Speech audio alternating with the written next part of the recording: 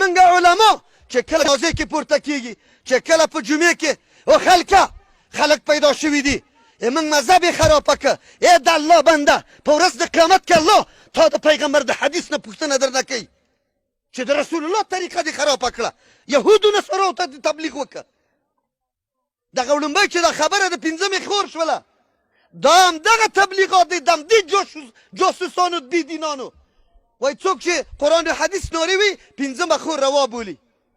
د یو سړي پنځه لوڼې د خپل زوی ته څلور لوڼې نه نکاح کوي پنځمه نکاح کوي څوک چې دا عقیده لري کافر دی کافر دی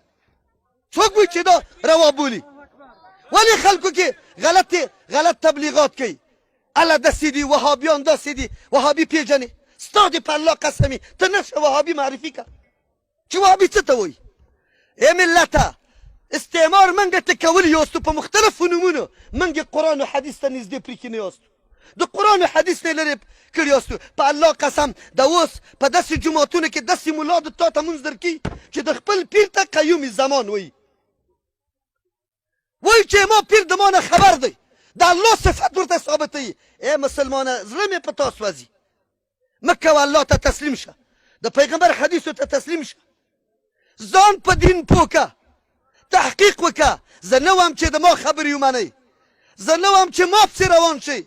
خو د الله د قرآن و د پیغمبر حدیثو پسې روان شئ ځان پوه کوئ دین څه ته وایي دین څه درته وایي موږ یو تر څو تبلیغات وشي تر څو موږ د خلکو خولې ته ګورو او منډې وهو یو لږ خو پوه شو موږ مسلمان ځان ته وایو اسلام د موږ نه دا تقاضا کوي چې د ژوند په ټولو مرحلو کې د رسول الله صلی الله علیه وسلم په طریقه روان شو که واده دی که غم دی هر څه پوښتنه وکړو